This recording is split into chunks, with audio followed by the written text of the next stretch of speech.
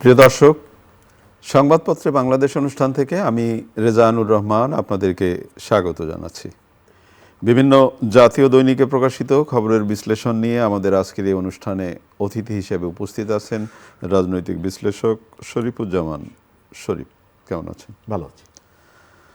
আসলে পত্রপত্রিকায় শিরোনাম পড়ার আগে বলি, সব শিরোনামই মধ্যপ্রাচ্যের যুদ্ধ যুদ্ধ এবং যুদ্ধ নিয়ে, যেটা খুবই কাঙ্ক্ষিত না। তারপরে একটু পড়ে শোনাই আপনাকে। দৈনিক প্রথম আলো, যুদ্ধের তীব্রতা বাড়ছে, নিহত হাজার ছাড়ালো।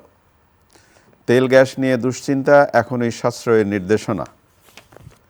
দৈনিক সমকাল, শ্রীলঙ্কার কাছে ইরানি জাহাজে হামলা, চুক্তি বাস্তবায়নে যুক্তরাষ্ট্রকে আশ্বস্ত করল ঢাকা। ইসলামী বিশ্ববিদ্যালয়ে ছুরি মেরে শিক্ষিকাকে খুন।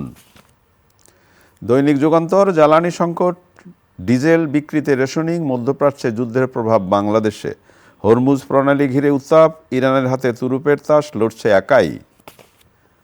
কালের কণ্ঠের শিরোনাম, যুদ্ধের তীব্রতা, ক্ষয়ক্ষতি বাড়ছে। কালের কণ্ঠের অনুসন্ধানমূলক একটি প্রতিবেদন, ফারুক ওয়াসিফ আপনিও। দৈনিক ইত্তেফাক, যুদ্ধ ছড়িয়েছে ভারত মহাসাগরে, ইসরায়েলে সমন্বিত হামলা ইরান ও হিজবুল্লাহর। চিকিৎসা সেবা নিশ্চিতে ই হেলথ কার্ড চালুর নির্দেশনা প্রধানমন্ত্রীর। বাংলাদেশ প্রতিদিন, ইরানের সাঁড়াশি আক্রমণ, 5 ব্যাংকের আমানতকারীদের কান্না, কেউ কি শুনতে পায়? খবরের কাগজ, ইরানের পাল্টা হামলা চলছেই, পরবর্তী নেতা খামেনি পুত্র। আমাদের সময়, অস্তিত্বের লড়াইয়ে পিছু হটবে না ইরান। মানব জমিনের শিরোনাম, মধ্যপ্রাচ্যের শ্রমবাজার নিয়ে শঙ্কা। আমার দেশের শিরোনাম, অনন্তকাল যুদ্ধ চালিয়ে যাওয়ার হুমকি ট্রাম্পের। জায়দিনের শিরোনাম, কেন্দ্রীয় নেতৃত্ব ছাড়াও যুদ্ধ চালিয়ে যাওয়ার সামরিক কৌশল আছে ইরানিদের। দৈনিক করতোয়া, অগ্নিগর্ভ মধ্যপ্রাচ্য। আজকের পত্রিকা, হামলা জোরদার দুই পক্ষেরই। কালবেলার শিরোনাম, 1 বছরের মধ্যে স্থানীয় সব সরকার নির্বাচন করতে চায়। প্রবাসী সজলের কাছে সরকারি সোর্স কোড। সময়ের আলোর শিরোনাম, ইরানি জাহাজ ডুবি, হাজার মৃত্যু। ইনকিলাবের শিরোনাম, ইহুদি নাসারাদের দাঁত ভাঙা জবাব ইরান ও হিজবুল্লাহর। আপনাকে বলছিলাম প্রথমেই যে গত কয়েকদিন ধরে আমরা আসলে দেশের খবর চেয়ে এই যে যুদ্ধ, মধ্যপ্রাচ্যের তীব্রতা, এই হামলার তীব্রতা, ইরান, তারপরে যুক্তরাষ্ট্র, এই যে যুদ্ধ চলছে, নিহত ছাড়ালো তো প্রায় একেবারে ক্ষয়ক্ষতি বাড়ছে। তো জ্বালানি সংকট নিয়েও কথাবার্তা উঠছে। আসলে পরিস্থিতিটা কি দাঁড়াচ্ছে আপনার কাছে মনে হয়? ধন্যবাদ। আমাদের প্রেডিকশন নিয়ে কোনো কিছু যায় আসে না। আপনাকে ধন্যবাদ, দর্শক শ্রোতাদেরকে ধন্যবাদ। প্রথমত, ইরান ইস্যু, মধ্যপ্রাচ্য ইস্যু বছরে বেশ কয়েকবার আমাদেরকে আলোচনা করতে হয়। অল্প দিন বিরতি থাকে, তারপরে আবার সেটি চলে আসে। পৃথিবীর শক্তিধর কয়েকটা দেশ, বিশেষ করে আমেরিকা, কখনো তার নতুন উদ্ভাবিত অস্ত্র পরীক্ষা করার জন্য এই জায়গাগুলোতে চলে আসে, ল্যাবরেটরি হিসেবে ব্যবহার, মানে অস্ত্রটা কতটা ধারালো হলো। আবার নানা রকমের ছুতা খুঁজে বের করে সে এই কাজগুলো করে। এবং পৃথিবীর যে সমস্ত জায়গায় সে আগ্রাসনগুলো চালিয়েছে, এক এক জায়গার আগ্রাসনের আগে সে যে যুক্তিটা তুলে ধরে, তার মধ্যে ভিন্নতা আছে। আপনি সাদ্দাম হোসেনকে যখন ফাঁসি দেওয়া হয়, তার আগে বলা হয়েছিল যে তার কাছে প্রাণঘাতী অস্ত্র আছে, কিন্তু তো পাওয়া যায়নি। সেটা দেখা গেল এটি সত্য না। দ্বিতীয়ত, এরপরে লিবিয়াতে গাদ্দাফিকে যখন হত্যা করা হয়, এই ধরনের মিথ্যা অভিযোগ দিয়ে একই কাজ করা হয়েছে। লাস্ট ভেনেজুয়েলা, সেখানে মাদক আছে এই কথা বলে সেখানে একেবারে হাত করা বেঁধে তাকে নিয়ে আসা হলো। তো এর ভেতর থেকে আমেরিকা তার দম্ভটা দেখাচ্ছে। এর কারণটা প্রথমত হচ্ছে, যুদ্ধ একটা বড় ব্যবসা। সামরিক শক্তির দিক থেকে যারা এগিয়ে থাকে, এই ঘটনাগুলো যত বেশি ঘটে, দুর্বল দেশগুলো তারা চেষ্টা করে আরও নতুন নতুন অস্ত্র তার কাছে রাখার জন্য, নিরাপত্তার কারণে, এবং এর ভেতর থেকে তার ব্যবসাটা বাড়ে। দ্বিতীয়ত, আমেরিকা সারা পৃথিবীতে যে খবরদারি বা মাতব্বরিটা করতো, তার ডলার, তার ইকোনমিকে ভিত্তি করে, এটা ক্রমশ দুর্বল হয়ে যাচ্ছে। তার প্রতিদ্বন্দ্বীরা দাঁড়িয়ে যাচ্ছে। চীন ক্রমশই আমেরিকার পিঠের উপরে নিঃশ্বাস ছাড়ছে, ইকোনমির জায়গা, ঘাড়ের উপরে। তো এই জায়গাগুলোতে আমেরিকাকে পৃথিবীর উপরে তার যে কর্তৃত্ব, তার যে প্রভাব, এটি টিকিয়ে রাখার জন্য তার শক্তিটা দেখাতে হবে। সে তার শক্তিটা দেখাচ্ছে। দ্বিতীয়ত, আমেরিকার যে মিত্র যারা আছে তার মধ্যে সবথেকে ঘনিষ্ঠ মিত্র তো ইসরায়েল। ইসরায়েলের তো একটা ফিলসফি আছে। ফিলসফির জায়গা হলো কতগুলো পকেটকে সে একেবারে নিষ্ঠুরভাবে নিশ্চিহ্ন করে ফেলতে চায়। সে মনে করে মধ্যপ্রাচ্যের যে দেশগুলো, এই দেশগুলো হচ্ছে তার ফিলোসফিক্যালি একবারে তার টার্গেট হওয়া উচিত। এবং খেয়াল করবেন যে এই মধ্যপ্রাচ্যের দেশগুলো আবার নানা কায়দায় ইসরায়েল যাতে শক্তিশালী হয় সেই যে ফুডিংটা, সেইটা কিন্তু এরাই দেয়। শরীফ, এই দেশগুলোর সারা পৃথিবীর সবার সাথে ভালো সম্পর্ক, আফ্রিকার দেশের সাথে ভালো সম্পর্ক, এশিয়ার দেশের সাথে ভালো সম্পর্ক, কিন্তু মধ্যপ্রাচ্যের মুসলিম উম্মা এই কথা বলা যে দেশগুলো, তাদের একজনের সঙ্গে আরেকজনের সম্পর্ক ভালো না। আফগানিস্তান, ইরান বলেন, ইরানের সাথে ইরাক বলেন, ইরাকের সাথে সিরিয়া বলেন, সিরিয়ার সাথে মিশর বলেন, অর্থাৎ তারা নিজেরা সারাদিন হলো নানা রকমের দ্বন্দ্ব এবং সংঘাতের মধ্যে জড়িয়ে থাকে। সৌদি আরবের সঙ্গে ইয়েমেন, এবং পরস্পরকে মানে ভাই বলার পরেও এর বুকেই গুলিটা চালায়। আমরা একটু দেশের কথায় আসি। তার কারণ এই যুদ্ধের যে আলোচনা, সেই আলোচনা যদি আপনি শুরু করেন তাহলে এটি শেষ কখন হবে আমরা জানি না, বলা মুশকিল। তাই একটু দেশের খবরে আসি। স্বার্থ বিসর্জন দিয়ে চুক্তি হয়নি, কোনো জোটে প্রকাশ করবে না বাংলাদেশ। যুক্তরাষ্ট্রের সঙ্গে চুক্তি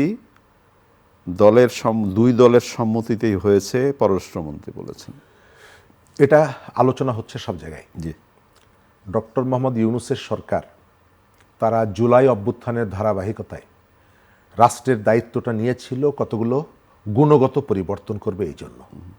এবং তিনি দায়িত্ব গ্রহণ করার পরে, দেশে ফেরার পর পরিষ্কার মনে থাকার কথা, ফ্রান্স থেকে যখন এলেন বিমানবন্দরে দাঁড়িয়ে বলেছিলেন আমার কথা শুনতে হবে।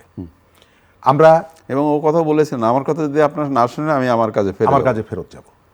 তো তিনি গত 1.5 বছর তার যে গ্রহণযোগ্যতাটাকে, এটাকে এক ধরনের মানুষকে এই গ্রহণযোগ্যতা, তার প্রতি যে শ্রদ্ধা, এটাকে তিনি ব্যবহার করেছেন কতগুলো অসৎ উদ্দেশ্য নিয়ে। ব্যক্তিগত কতগুলো সুবিধা, তিনি ট্যাক্স দিব না, এবং যখন আমার হাতে কাগজ এসেছে আমি আমার সেই সুবিধাটা আমি গ্রহণ করেছি, মানে তিনি।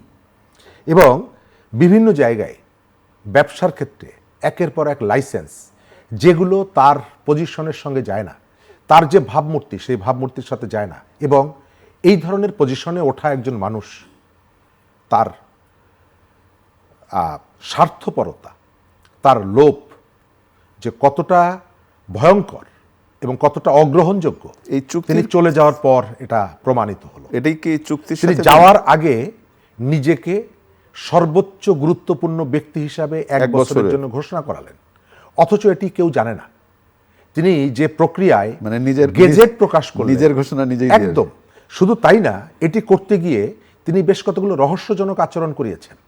এটি গেজেট প্রকাশিত হয়েছে, কিন্তু সেই গেজেটের কোনো কপি নাই কারো কাছে। বাহ, রেকর্ড আছে কিন্তু কপি নাই। অর্থাৎ পুরো ব্যাপারটাই হচ্ছে এক ধরনের ধোঁকাবাজি এবং বিশ্বাসভঙ্গ। তিনি এই কাজগুলোর জন্য হয়তো আইন আদালতের মাধ্যমে এটি, সেই সুযোগটা হয়তো হবে না, কিন্তু তিনি তার নৈতিকতার জায়গা থেকে অনন্তকাল প্রশ্নের মুখোমুখি হবেন। চুক্তি নিয়ে অবশ্যই পৃথিবীর সব দেশের সাথে আমরা বিচ্ছিন্ন থাকতে পারি না, কয়েকটা দেশ বাদে সবার সাথে আমাদের একটা সম্পর্ক আছে। আমেরিকা আমাদের একটা বড় বাজার আছে, আবার আমাদেরও কতগুলো কাজ তাদের প্রয়োজন, আমাদের এখান থেকে ব্যবসা বাণিজ্য। কিন্তু তিনি যেভাবে নিঃশর্তভাবে আমেরিকার কাছে আমাদের কয়েকটা সেক্টর তুলে দিয়েছেন, দেশের ভবিষ্যতের কথা বিবেচনা না করে, আমি যদি আপনাকে, তার হয়তো দায়বদ্ধতা আছে, কিন্তু বাংলাদেশের কতগুলো সেক্টর। ওকে, এইটা আপনি যেমন বলছেন ভালো কথা, কিন্তু পররাষ্ট্রমন্ত্রী কালকে যে কথাটি বললেন, 2 দলের সম্মতিতেই কাজটি হচ্ছে, এটি আরো ভয়ঙ্কর দিক। তাই কি? অবশ্যই আরো ভয়ঙ্কর দিক। ভয়ঙ্কর দিক এই কারণে যে তিনি বাংলাদেশের নির্বাচনের আগেই কাজটি করেছেন, চুক্তিগুলো করেছেন।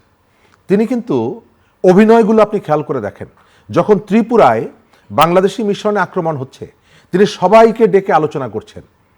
বাংলাদেশের জুলাই অভ্যুত্থানের পক্ষে যতগুলো রাজনৈতিক দল আছে সবাইকে ডেকে আলোচনা করছেন, ঐক্যমত্যের কমিশনে বসছেন, সবাইকে ডেকে আলোচনা করছেন। কিন্তু যখন আমেরিকায় যাচ্ছেন 3টা দলকে নিয়ে যাচ্ছেন, যখন জুলাই জাদুঘর দেখতে যাচ্ছেন 3টা দলকে নিয়ে যাচ্ছেন, বিদেশের সাথে চুক্তি করবেন গোপনে 2টো দলের সাথে আলাপ করছেন। অর্থাৎ তার মনের মধ্যে নির্বাচনের আগের থেকেই একটা ডিজাইন ছিল।